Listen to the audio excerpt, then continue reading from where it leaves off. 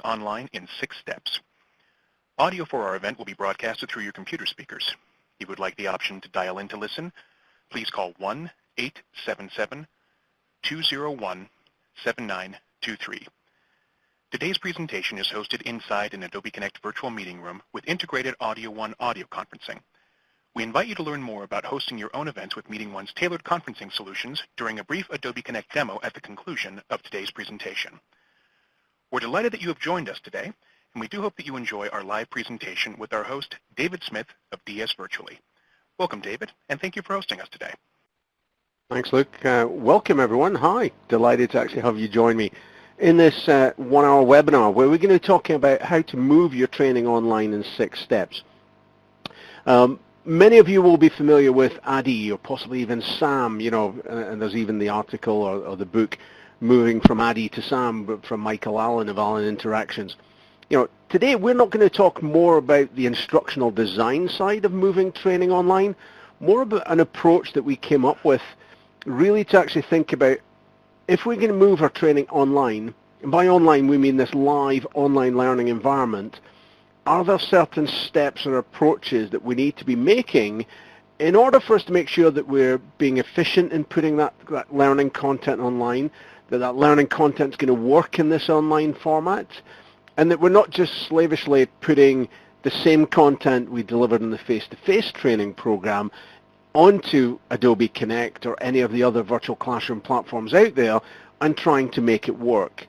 So as we go through the session, I hope to provoke different thinking for you, to maybe actually get you thinking a little bit differently in terms of your own personal approach to how you digitize learning. And clearly, as we look at some of the responses that you've given us in the first sort of few polls, we've got people joining us who have actually made less than 1 year experience of actually using online. Some are relatively new. Some of you 3 years, 5 years. I'm actually entering my 13th year of actually using live virtual classroom training in my curriculum design. And you may be using Adobe Connect. You may be using some of the other platforms that are out there. The content today will resonate for you regardless of which platform you're going to use and regardless of experience. Hopefully as we go through it, what you're going to see and recognize is that we need a different way of thinking if what we actually are going to do is to digitize our learning and take our learning from that traditional face-to-face classroom and repackage it or repurpose it so that it sits in both the digital, virtual, face-to-face, that whole blended learning sort of solution. So if we think about it and think about the world in which we actually are now operating in as a learning and development function, whether you're an instructional designer, whether you're a facilitator, whether you're a program manager or a curriculum owner and responsible for how we deliver, design and package up training, there's no shadow of doubt technology has completely changed our world upside down. We've gone from being able to have to take training programs with our people in a physical classroom to now we can deliver training through mobile, through apps. We can deliver training virtually. We can do it self-paced learning in the old digital or e-learning kind of format. But as a result, we need to actually think about how that's changing the way in which we do what we do in helping our learners get to that point of learning.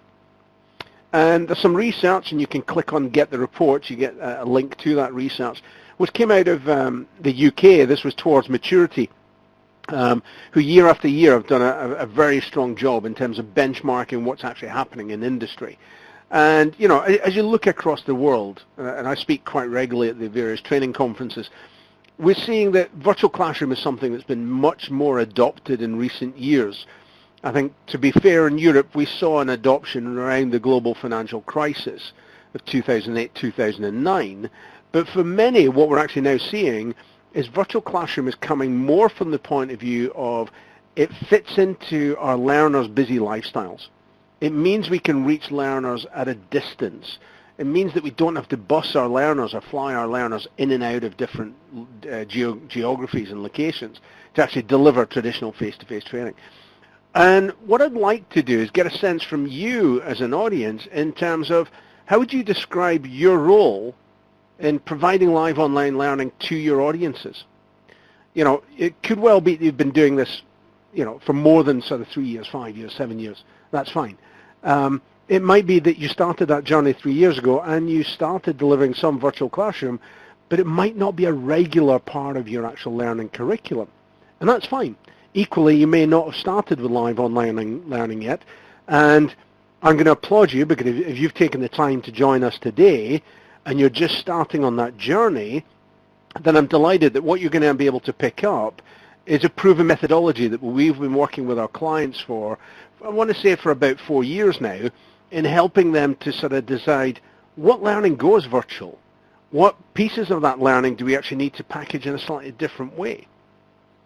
You know, when Towards Maturity said that 86% of organizations using live online learning, they were actually finding that what they called the top deck, which were the organizations that have got a much more mature way of delivering learning, a high proportion of them were using virtual classroom as a delivery method. So seeing that, you know, we've got quite a big mix in terms of our audience, you know, pretty well split in terms of how long you've been actually using this medium. And as I say, today is all about helping you to actually think maybe slightly differently in terms of our approach to how we decide which part of our learning goes into virtual, which part of our learning stays digital, which part stays in the face-to-face world. So when we think about live online learning, you might call it virtual instructor-led training. It might be virtual classroom. It's live online learning. You know, if we consider a lot of organizations made the move into using these technologies pretty much from a cost-cutting exercise.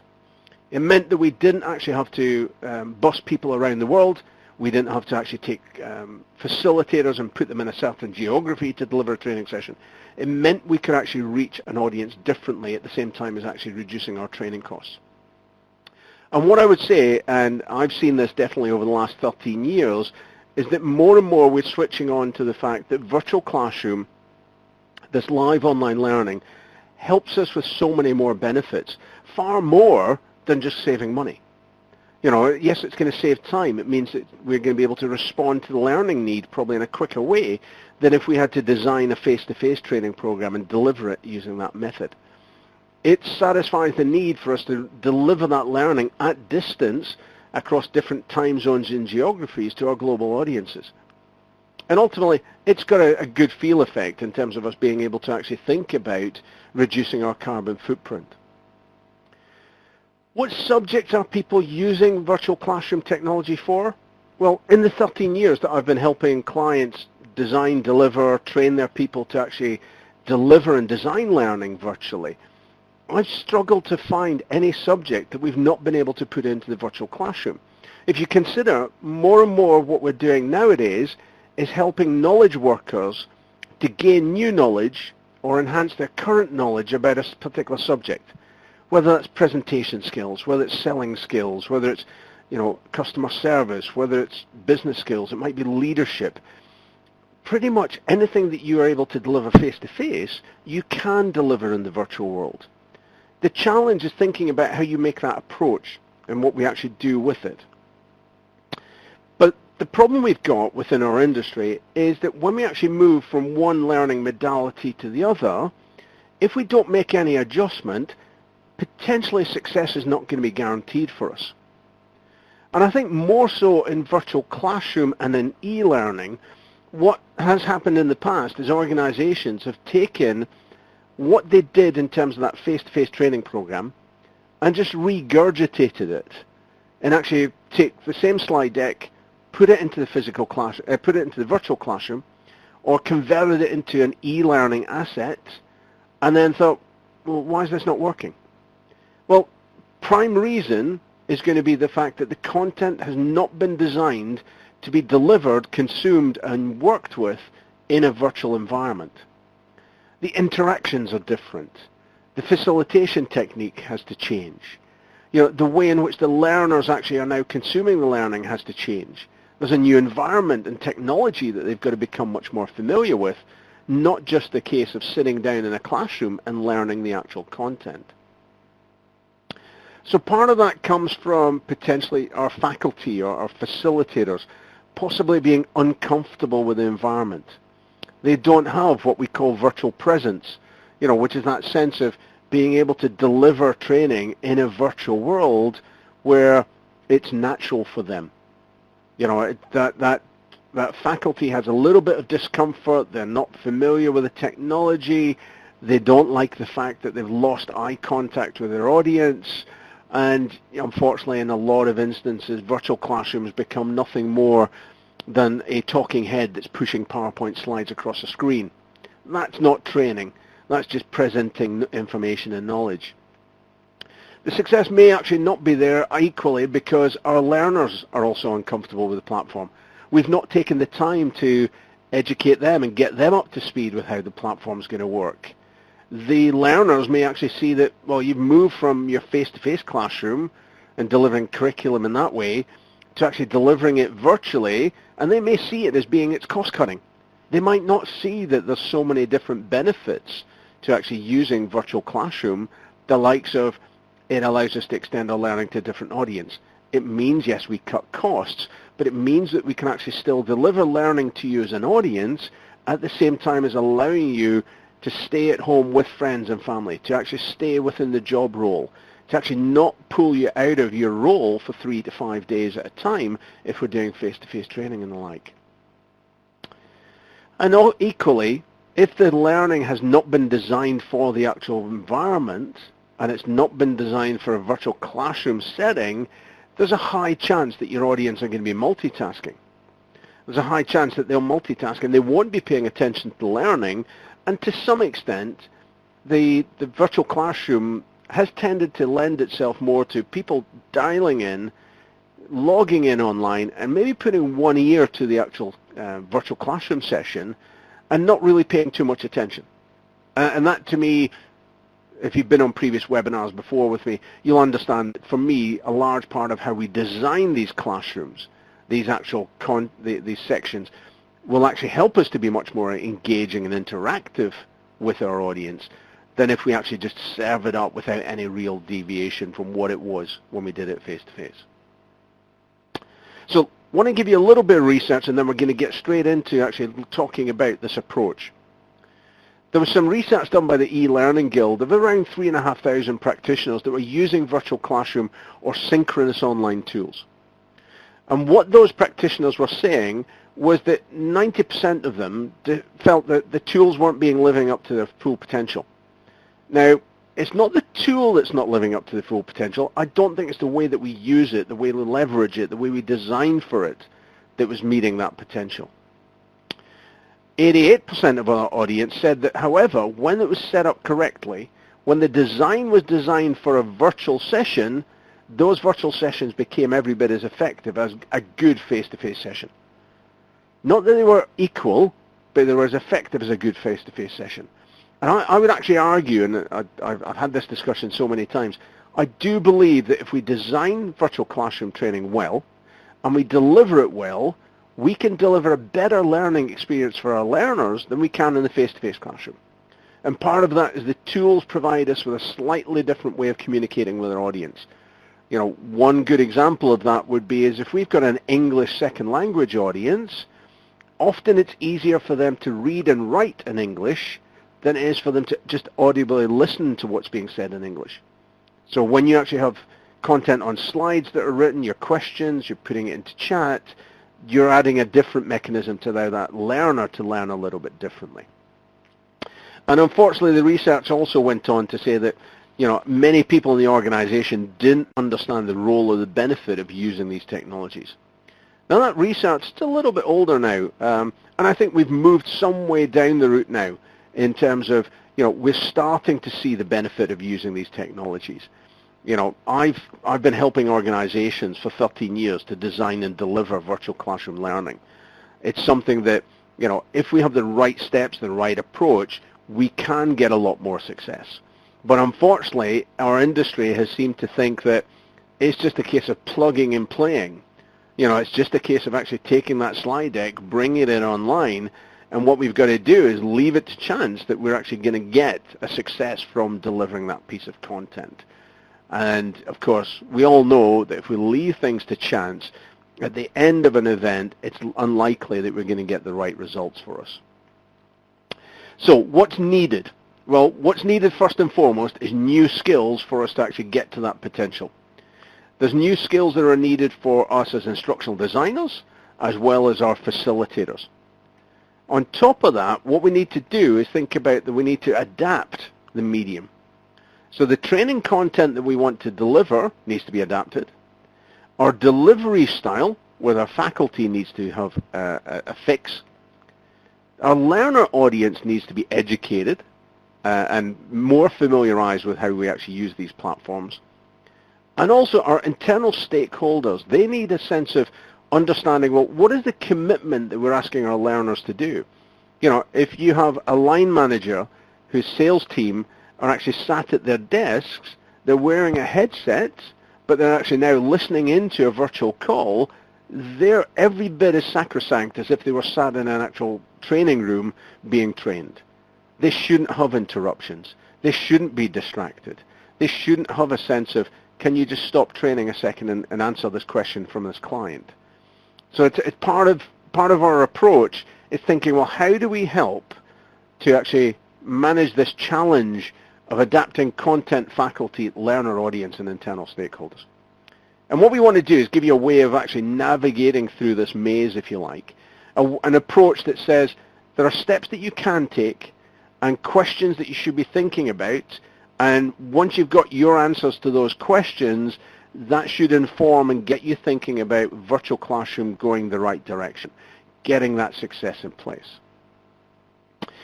One of the key things that I find happens so very, very often is that the question I get asked more than anything else when we do virtual classroom is, how short should our virtual classroom sessions be?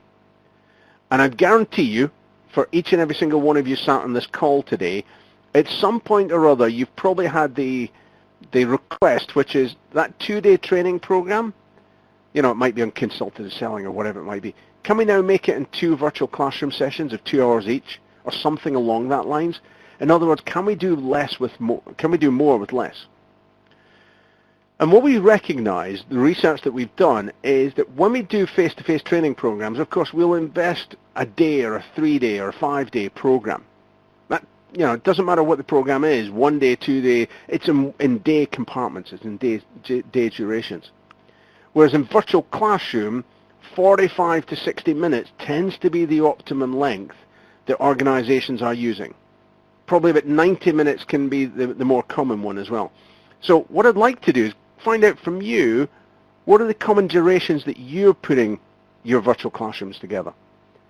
So when you do a virtual classroom, it might be a single event, it might be a multi-module event, so it might be module 1, 2, 3, and 4, but what length of program are you putting together? What are the sort of common durations of the events that you've got? As always on these sessions, you know, if you've been on a program with me previously, you'll know that I'm not a huge fan of let's leave all the questions to the end and then, you know, the question doesn't quite sit into where we were discussing. So what I'm going to do is pause along the way as we go through this program. Any questions you do have, I'm going to answer them as frequently and as often as I can through the session. And then at the end, you'll be given an opportunity to go into an actual demonstration of Adobe Connect, but we'll then spend a little bit of time after that, probably a little bit beyond our actual finishing time, to give you an additional opportunity to ask questions. So seeing here that very much that 60 to 90 minute window is still the sort of duration that people are using, and that's great. I think to some extent what I've seen over the years is doing it any shorter than that, and people are almost like, is it too quick? Is it too short? Doing it any longer, and you know, I personally, you know, and Michelle, I see that I do a 3.5-day course. I've not done anything that lengthy. I've done 2 days in a virtual classroom, so 2 8-hour sessions in a virtual classroom for a particular client. And what I would say to you, as long as you chunk it up into those 90-minute windows, you know, so you might do 90 minutes worth of content, then a short break, another 90 minutes, then maybe a longer break for a lunch break, and repeat that in the afternoon. You can break up a virtual classroom. What you've got to be very much aware of is how that learner experience make. You know, what does that make for that learner experience? Yeah, and Michelle, yeah, 90-minute chunks. The research has shown that 90 minutes is about the optimum length that we'll sit and be comfortable sat in front of a computer screen without actually taking a break, whether that's a comfort break or a bio break, etc. So what is core for us is really to actually think about how do we break down this learning. You know, if we've got a 3.5-day face-to-face program and what we've now got to do is actually repackage it, how do we break it down? If you think about all the different ways that we can actually create learning, you know, there's so many different methods, you know, whether there's e-learning, whether it's self-paced content that the learner can actually read, whether we actually put it into a video, whether it's a presentation that they've got to go and watch, whether it's discussions that we have either online or offline, or whether it's activities and tasks that we give them. You know, really, today's learning architect, we've got to actually break up that learning that was that 3-day, that 2-day program, and actually think about how we let the learner consume that learning. And one part of it that we very much think about is, in today's business world, more often than not, what we're asking our learners to do is to gain new knowledge or enhance the knowledge that they already have. You know, we're working predominantly with a knowledge worker. And I believe that with our knowledge worker, we need to rethink the approach to how we're actually delivering training. Because if our goal is to help that knowledge worker to acquire the knowledge, to then actually process that knowledge, and then move forwards to apply that knowledge, then we've got very clear steps that we need to take them through. And I think that what actually happens is when we actually design and deliver a face-to-face program, I often think that we spend a lot of time in our programs providing that knowledge. Let me give you a very brief example. If we were doing if we were doing conflict management, and as part of that conflict management program, I need you as a learner audience to understand the Thomas Kuhlman model of conflict management. I'd probably present to you what that model looks like. I'd tell you what the 5 different ways of actually managing conflict in that model actually is, and what each of those would look like or feel like. And then possibly I'd move to actually giving you some sort of role play in managing an actual conflict itself. And I believe that a lot of our face-to-face events become content heavy because we feel we've got to deliver all of that knowledge within that actual event. One of the things that we did, and this is going back probably about 5-6 years ago, is we started to what we call flip the classroom. It's a concept I'm sure many of you actually have probably picked up on. And it's down to the knowledge piece that learners need to gain. You know, we can let them gain it using an e-learning asset or a piece of video or a document that we sent to them before. And what we've got is a slight difference where in our session, instead of actually teaching the knowledge in the class, we give them it as some form of pre-work. The important thing here is we let them know why they need to consume it as pre-work. And it would be like, you know, you're going to watch this video on the Thomas Kuhlman instrument because when you come to the live session, we're going to ask you to do a role play. You're going to go into breakout rooms. There's going to be you, your colleague, and an observer, and you're going to run a conflict. So we need you to watch this video to understand the model so that in the session we can make it much more experiential. We can actually move it forward. And what I'd like to do is, let's find out from you, do you think we're spending too much time in our training events delivering knowledge? So just take a moment and go ahead and do that.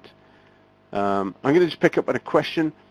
Karen van Delsum, I know she's in The Hague in the Netherlands, from our intro earlier. Does the length of your training depend on the amount of trainees? I wouldn't say it does, Karen. I think it depends on the knowledge level of your trainees.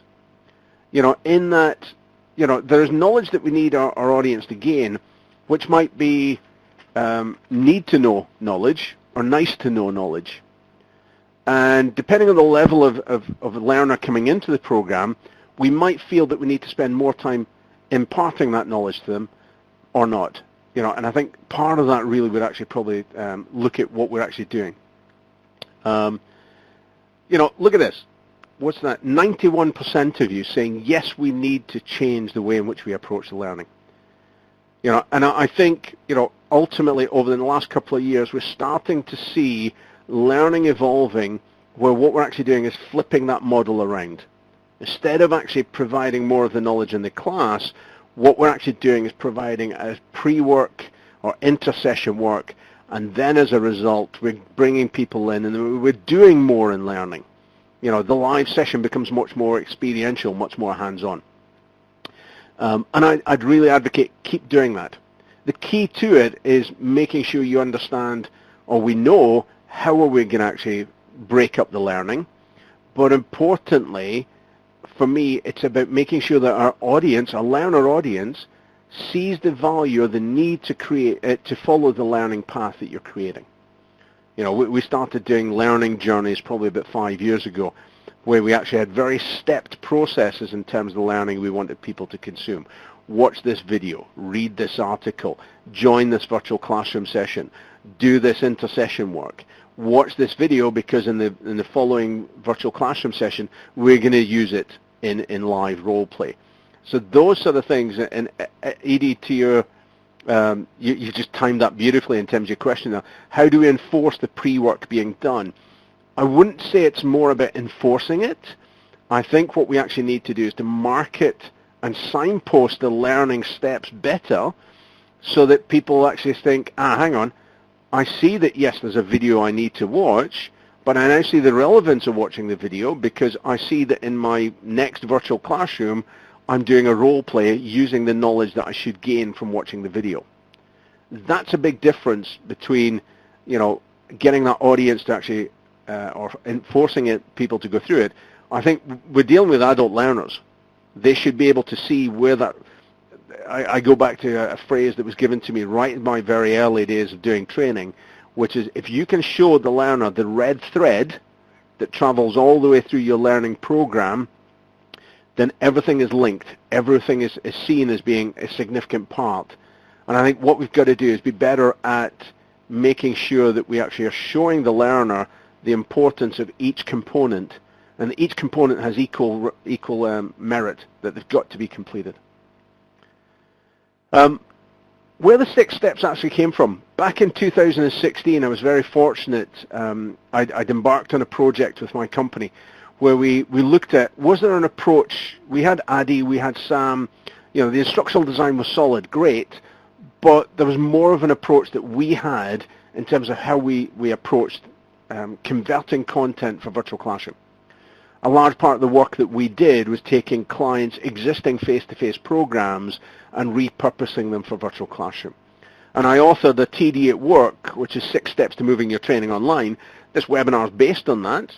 You can actually get access to the TD at Work on the ATD website. But that became the sort of foundation, if you like, for our approach to actually moving training into a digital and virtual world. And since that point, it's been the core of our instructional design program in terms of helping organizations to make that transition. I'm going to just pick up on one question I just see there in terms of Aaron. How long of time between pre-work and the live session? Aaron, that's going to depend on what you're asking people to do in terms of pre-work. If you give them a very, very simple 20 minutes, 30 minutes worth of pre-work, I think you probably don't want it more than maybe 2 or 3 days before the actual session itself. In today's fast-paced world where we're actually going at 300 miles an hour, something I watched 2 days ago, I might be starting to forget. But equally, you don't want people doing it at the very last minute. And the beauty of a lot of these LMSs where learning management systems where you can actually time release content, so that as people are following the journey, they log into the system or the system alerts them there's new content been added or it's been released to them. I think it's great in terms of doing that. So we're going to go through the 6-step model. The 6 steps, there is a logical sequence to them, but there's nothing to stop you actually diving in and out and moving around the steps. All that might happen is, definitely start with define, but the others can actually be working in parallel. You can actually work them individually. So the first is to define. And, as I said earlier, you're probably very familiar with things like Adi and Sam. This is not to replace that. This is a complementary approach that sits alongside your instructional design thing. So when we say define, what we're actually talking about here is if I've got an existing training program, one that's maybe been run for the last 2 or 3 years, and what I'm now going to do is take that program and move it into an online format, and that online format is going to be maybe partly digital and partly virtual. One of the things I ought to do is go back to what was the business need that actually caused us to create that learning in the first place. And most importantly, is that business need still relevant? How much money has actually been and time has been wasted by organizations where they take a piece of training that was designed 3 years ago to meet the problem that they had 3 years ago. They repurpose it, they go to the point of creating all these different e-learning assets and everything else, and then re-deliver it, and they find that the training need has moved on, or more importantly, the business need has moved on. So one of the key aspects within this phase is to actually revisit, are we still working with the right business need? Does the program need adjustment? You know, hopefully what we've done is we've gotten data from the previous cohorts that have gone through the program, that's probably going to be a face-to-face program, as to how well and how successful that program has been in upskilling or reskilling our learners for them to be able to then complete the task ahead of them. Our second question there for you, can we actually address the skills gap in an online environment? You know, there are lots of great activities that we do in the face-to-face world that we can bring into the virtual. Discussion, debate, role plays, scenarios, you know, we can add in gamification and the like. But the true essence of this is, can we deliver the training where we can demonstrate that the learner is developing? You know, is it just information that we've got to provide? Is it just knowledge? Are we just presenting to them? You know, think about how can we test in that virtual classroom that people are getting the learning. So that's more about, you know, can we actually put people into role plays and scenarios and give them case studies? And it's about the design and being able to actually then test in the virtual world or the virtual classroom that they are doing what you need them to do. They are developing the skill or changing their behavior. And very much, can our objectives be met online? I've struggled to find anything in the last sort of 10 years that has not fitted into the virtual classroom. That's not to say that everything does go in. You know, there's a phrase that I've got, which is just because you can does not mean to say you should. You know, it's not a case of, well, yes, we can put it into the virtual classroom, so let's put it in there. Does it fit best in the virtual classroom? And if the answer to that is no, put it somewhere else. You know, it shouldn't be in there just because it's the most convenient form of actually delivering the learning. You know, it has to be something that brings value. It has to add to the session. So I'm going to pause momentarily before we actually move into our second step and see if there are any questions. I'm going to just take a quick look at some of the comments that are actually happening. Joy, just picking up there, in my classes, in order for them to receive a certificate for which they must have, they have to participate. I'm delighted. You know, when I first started doing this 10, 11 years ago, one of the things that was happening an awful lot of, you had what I affectionately call our talking heads pushing PowerPoint slides. You had facilitators that stepped into this medium and delivered a monologue. You know, what we've got to do, and we've seen this and recognized it from attendees multitasking and switching off, is we've got to get them engaged and participating. You know, every single learning event that we design, the first couple of slides, we set the expectation for that audience of how we expect to run the content. And one very strong part of that is we expect you to participate. We expect you to get involved with the discussions. You know, again, I'm going back to the marketing, if you like, of our content. If our audience doesn't know what's expected of them, how should they know how to behave, what they should do, and when they should do it? You know, Mark, I work with a lot of scientists and academics, so there's a learning curve since they are used to strictly didactic presentations and webinars. You know, subject matter experts, you know, leaders as facilitators, those individuals where facilitating training is not their core job, they will naturally fall back on their expertise. And what we've got to do in working with those SMEs and experts is help them to realize they've got to be engaging in this format. If we're not engaging, we've got a green flag for that individual to actually step away, for them to multitask, for them to go and do something. So, Heidi, to your point, the extent to which people understand that discussion can be a form of multitasking, which could be distracting, it could be, but if we signpost people that we want this discussion, we want that to actually happen, and they see what the value is in it, people will get involved. And I think there's a huge part of, thinking about the design of our content and how it fits into the environment to get the most from it. In terms of the second step, this is E for evaluate, and this is where, with chances are, we've got some form of existing content. Taking that existing program, we're now going to bring it online. So what does that existing content actually look like? This is an element where what we need to do is to pool together, collate, if you like, all of the learning content that we use in the face-to-face classroom. So we're talking here about slide decks, we're talking here about learner handbooks, learner handouts, the job aids that you actually use within the actual session, what you actually take in terms of flip charts. And what we've really got to do is take it all together and think, right, that's where it is, that's what we've got.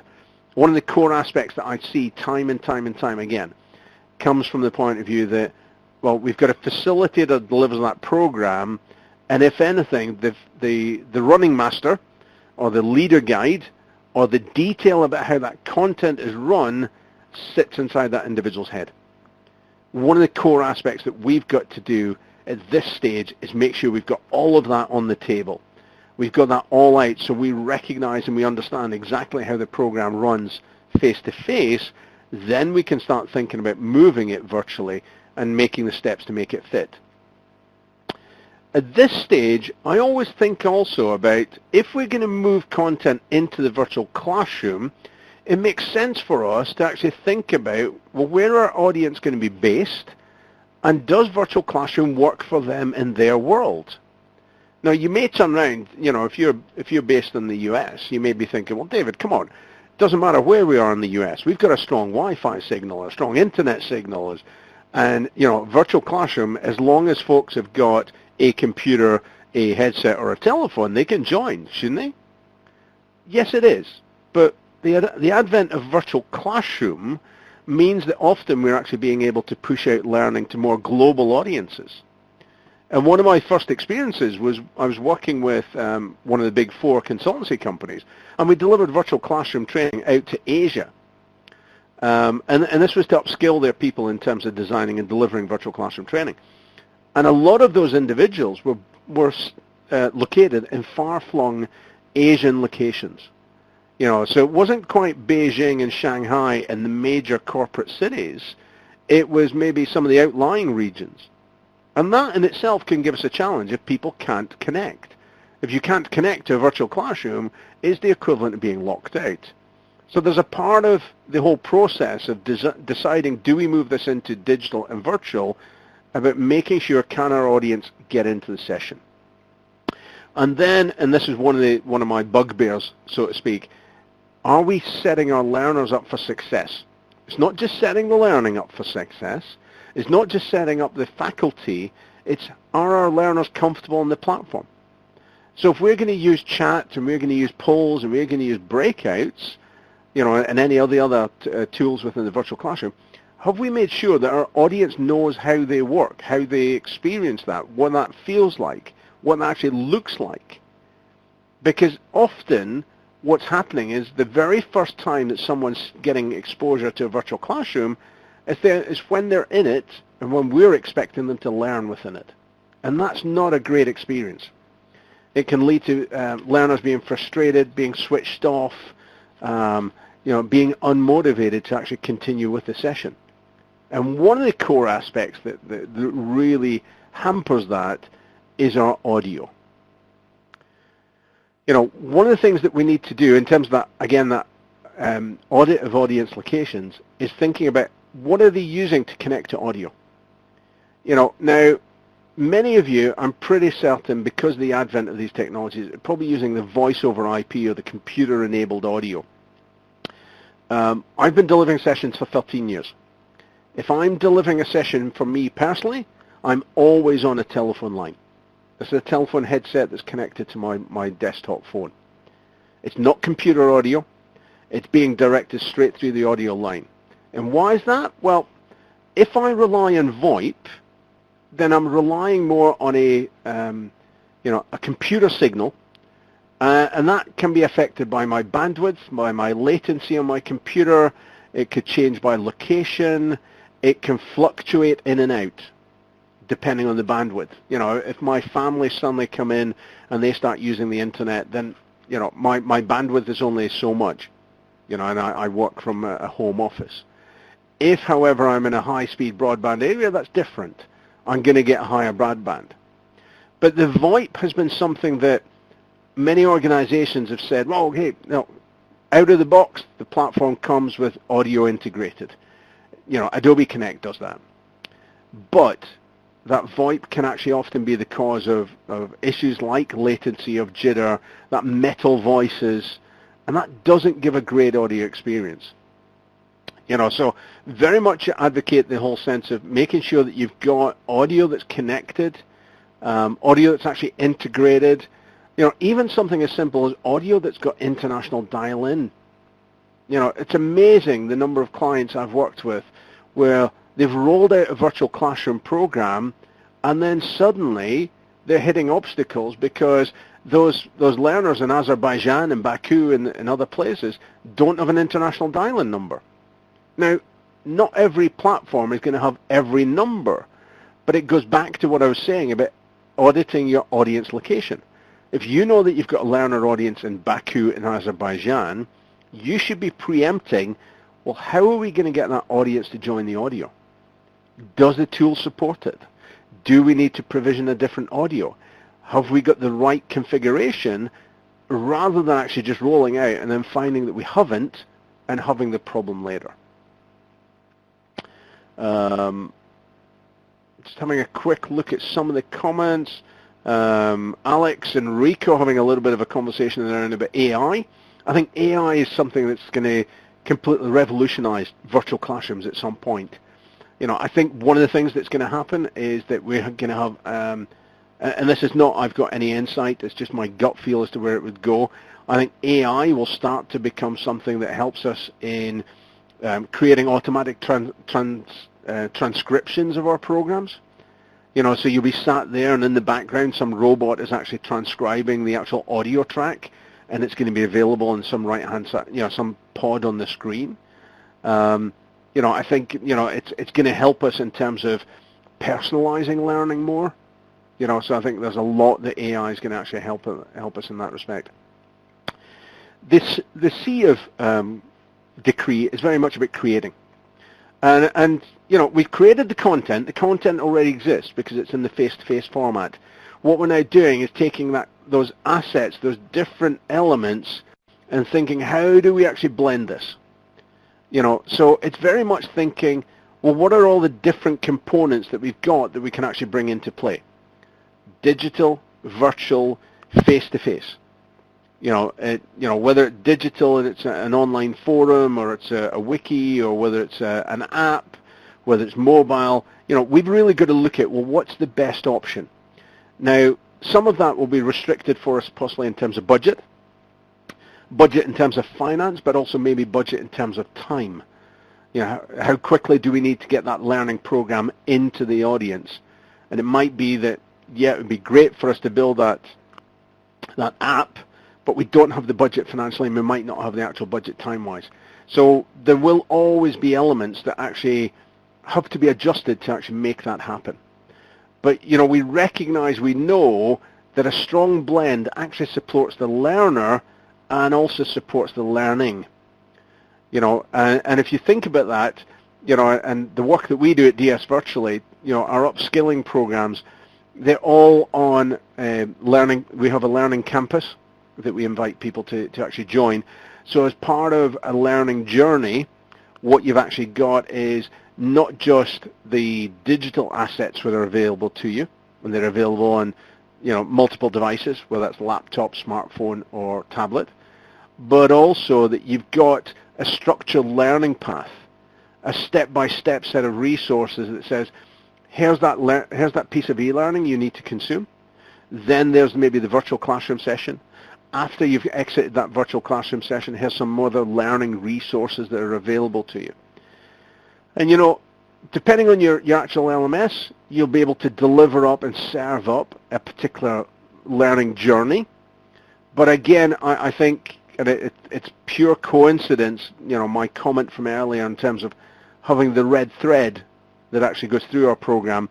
It's pure coincidence that in our learning management system, our academy, there's a red thread that goes all the way through the learning assets.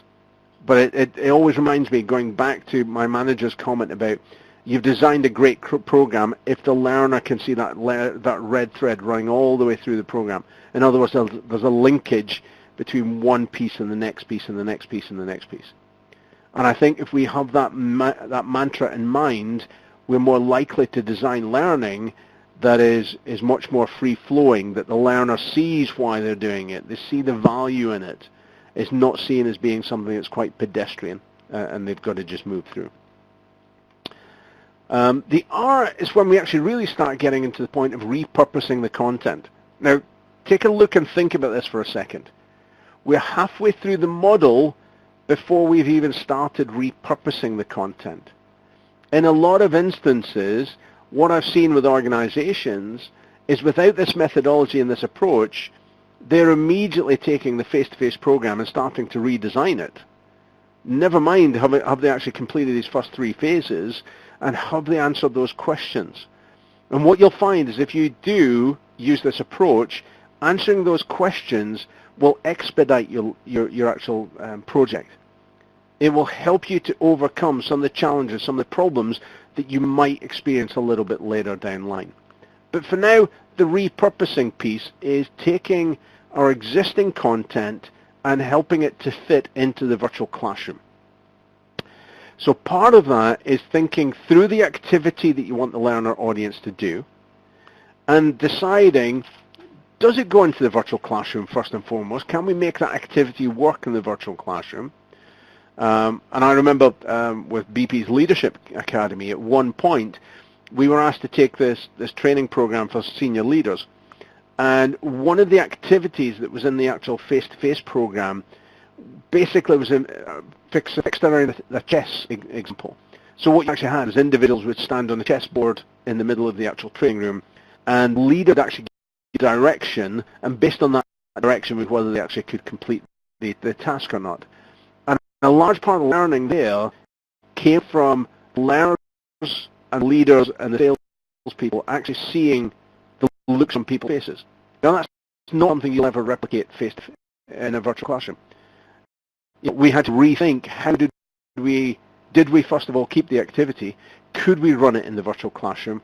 And if we did, what extra steps would we need to make it work?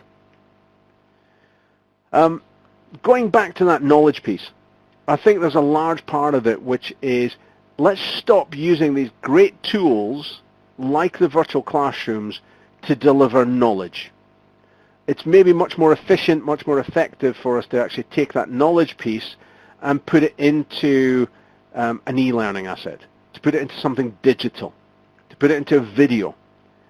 Give people the opportunity to gain the knowledge outside of the classroom, but then use the classroom time, which is extremely valuable to everyone, to spend more time discussing, more time practicing, more time hands-on. That gives us a better design of learning program. The E of engage. I'm just going to just pause a second. Any questions? See some comments there about the audio and the fact that, Michelle talking about the audio lagging, the speaker sounding a bit like a chipmunk. Karen's asking, can you give an example of activities that can be used virtually when teaching new technology? Karen, not quite sure where you're going with that question. If we're teaching people new technology, so let's say we're actually teaching them how to use, Office 365 or SharePoint or something else like that, and I hope that I'm on the track with you there, then I think what you can actually do is within these technologies, you've got the ability where the other end, you could ask the learner to share their screen. You can ask that learner to run that program on their computer. So there might be an element where we're asking them to do a particular task and asking them to demonstrate it. So I think there's a huge part of the technology helps us to overcome that. The second E, and I see that someone asked about what was the first, Jaquetta and Cassie, thanks for picking that up, and Michelle, it is the E of evaluate. This one is the E of engage. Now, there's a number of different people in our organization that we need to engage with the Virtual Classroom Initiative. First and foremost, and you may be thinking, well, David, hang on, you're asking us to engage with our stakeholders.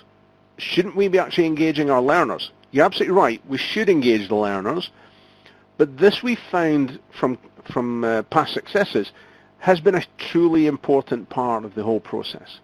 Is making sure that if your learner audience, if their line managers, in terms of those stakeholders, are on board, they understand the learning that you've designed, they understand the learning journey you're bringing their people on, they understand the time and the commitment and the fact that the salespeople, instead of actually being in the office, they might need to join the virtual classroom session from home, so they've got less distractions, less disruption. If we communicate that with our stakeholders, it's more likely they're going to support us in delivering that learning. And that doesn't have to be something that takes an awful effort on our behalf. I think, again, going back to that whole sense, if people know what's expected, if people know what we need to do, they're more likely to support us in those endeavors. E is also there for engaging our audience and managing our audience expectations. Very much, and part of that discussion that you were having in chat there was around, making sure our audience know that the session is going to be participative. It is going to be discussion. It is going to be dialogue. It's not presentational. It's not sit back and listen to this. It's lean into the computer and get your sleeves rolled up and get stuck into the conversations or the tasks or the activities. Every single session that we deliver in a virtual classroom has the same couple of opening slides. And one of those opening slides is one that we actually set our audience expectations. There's 6 elements on that audience expectation slide. First and foremost, we want you to switch off your email messaging. We want you to sign out of email and instant messaging. We want to remove the distractions, but we also want to remove any possible technical difficulties you may have because you've got more than one thing running on your computer at the time. The second point is participate and prepare to be called upon. We're telling people it's going to be engaging. It's going to be something they're going to be expected to contribute to. If you don't set expectations with that audience, they don't know what to do. They don't know what to have, what's expected of them. If you do want a copy of that, drop me an email. I can get the team to just put my email into chat right now. But send me an email. Say, David, send me the expectation slide. Because it's a slide I'm happy for everyone to actually have and to actually use because it sets the right tone for your sessions in every event. The E, the final component, is execute. And this is where, as you would expect, what we're actually doing is executing our learning program. We're putting in place that learning journey. We've loaded it up on the LMS. We've enrolled learners. The digital assets have been created. The virtual classrooms have been done. It's now about us actually delivering it and putting it in place. So what we've got to do is to make sure that our delivery team, if you're not the person that's delivering the training, do they now fully understand what that learning experience looks like, feels like, and can they deliver it at the level that you wanted them to? Part of that, if you're moving people from being face-to-face trainers to being virtual trainers, might well be you have to upskill those individuals. Delivering training face-to-face is completely different to delivering training virtually. The first thing that is very obvious is you lose sight of your actual audience. You can't hear them. You're all on mute. I've not heard a single person speak because of this particular environment, and that's fine. That's what we expect of these sessions. But having said that, it's about making sure that our delivery team, our facilitators, are ready. And if you want, again, more detail on that, we can help you in terms of upskilling your facilitators. You've got to support the knowledge transfer. There's been a lot of discussion and dialogue in the training conferences over the last few years around delivering the training is not enough. What we've got to do is to make sure that we're actually going beyond that and supporting the knowledge transfer. So within things like your learning management system, it's having resources and additional learning that might actually be delivered to the learner post-event. You know, a great way that we think about learning is that we think about it from the point of view of there's learning that we want you to discover before you come to the actual learning session. That's pre-work, that's pre-knowledge. We're going to help you as we go through the session to maybe develop additional learning, additional knowledge. And then post-learning, we want you to actually continue to develop that knowledge yourself. We actually want you to deploy it. We want you to put it into practice. So in our learning journeys, what we'll often have is content that's served up before the live event, content that they have during the live event, and by content I mean knowledge, information, discussion, role play scenario and all the rest of it. And then afterwards we're probably going to give them some form of resource library, because in the knowledge piece there may be explicit knowledge that you need to deliver during the session, but there might be nice to know knowledge that you want to deliver afterwards. And so having that knowledge transfer of having job aids and support documentation, how-to guides, those sort of things as a follow-up becomes vital to the success of the actual learner, getting that knowledge and being able to do something with it. And part of that really goes back to, our level 1 evaluations are no longer enough. I know and I appreciate time sensitivity. Level 1 might be all that we measure at the end of a virtual classroom session or the end of a physical session. That's fine. But all that level 1 is doing is measuring a learner's satisfaction with the actual event or with the actual facilitator or with the actual content. One of the reasons why many organizations are having this real challenge around scrutiny of our learning programs is coming from the fact that our stakeholders are not seeing true value in the business delivering, or the learning delivering a business value. And as a result, that's why we're being asked to do more of an ROI on our learning and more of those transitions. So if you take this approach and have these 6 steps, you're going to take certain steps further that will actually speed up what you're doing.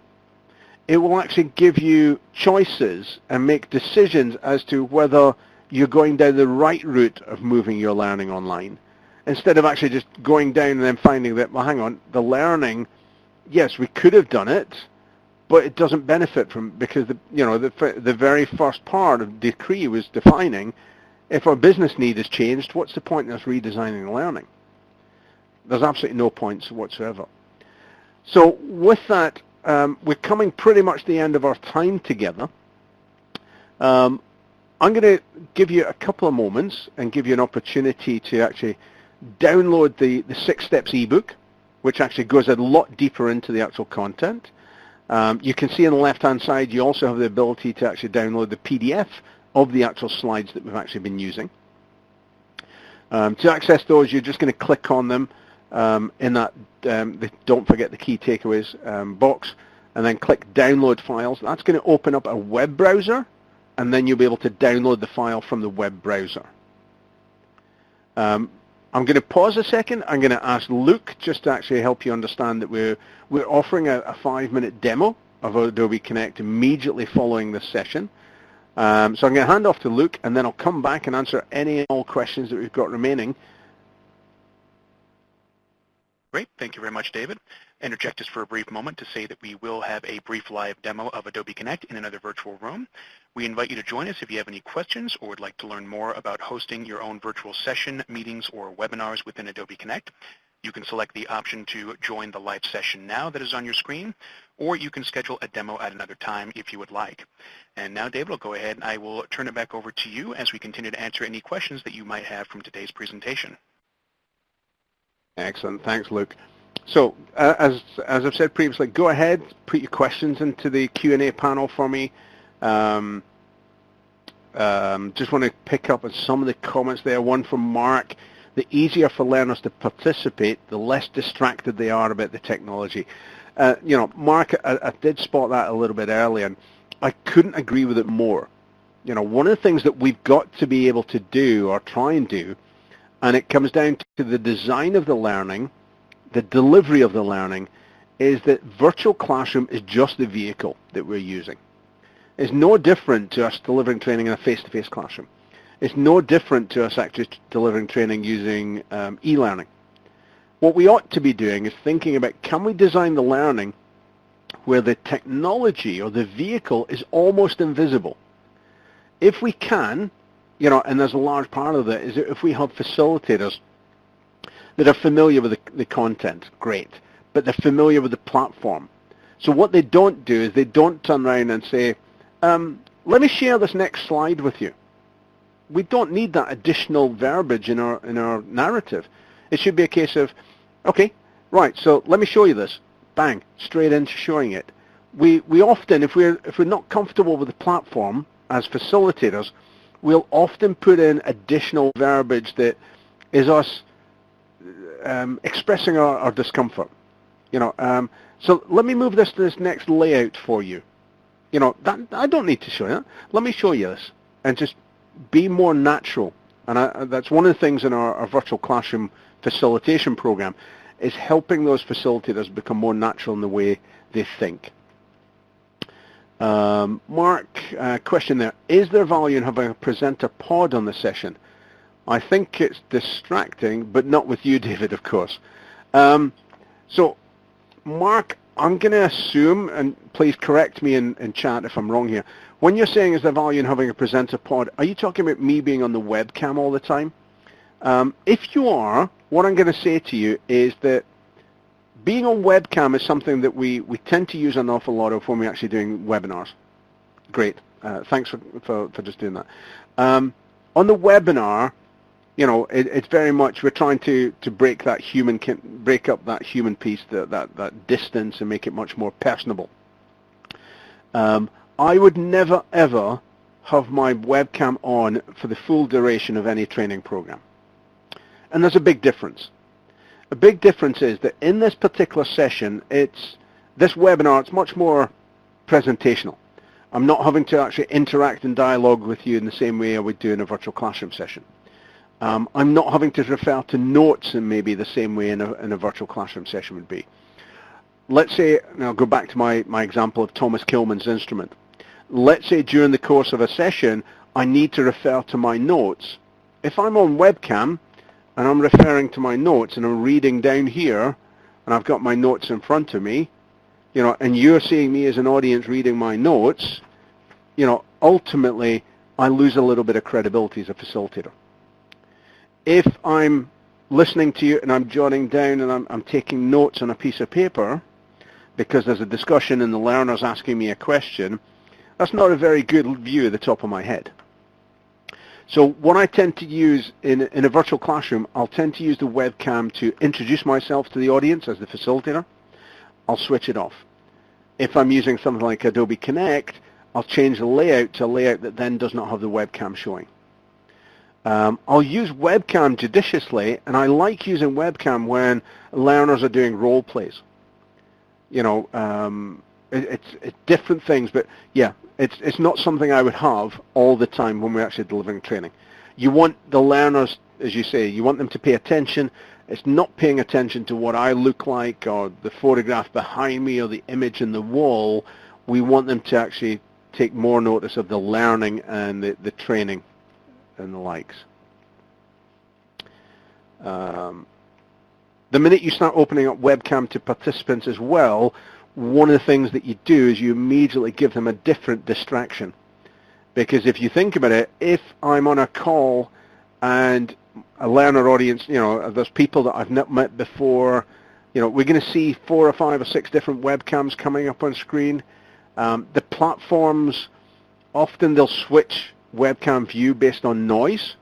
So if somebody coughs or sneezes, then it's their webcam that might actually come up. There's so many different possibilities that could cause you an issue there.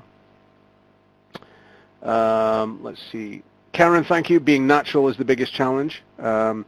It comes with experience. It comes with using the actual technology. One of the things that I say to every single person in using these programs is this content is very much get familiar with it. I use the expression, it's a British expression, get familiar inside, outside, backside, front. You know, you've got to be familiar, particularly if you're delivering the training, you're the one that's expected to be the expert in not just the content, but also in the delivery of the platform itself. Not seeing any other questions that are coming our way. As I say, Mark, thank you for those questions that you gave us. I know several people starting to drop off the line now. I'm just going to go and see if there's any others. Doesn't appear to be. So what I'm going to do is, if you don't have any further questions for me, I'm going to say thank you very much. You've spent an hour listening to a Scotsman talk about virtual classroom and an approach to actually, hopefully, designing better learning interventions with our clients. Thank you very much for joining. I wish you a wonderful rest of your Tuesday, wherever in the world you are, and I look forward to seeing you in another session soon. Take care, everyone. Thank you.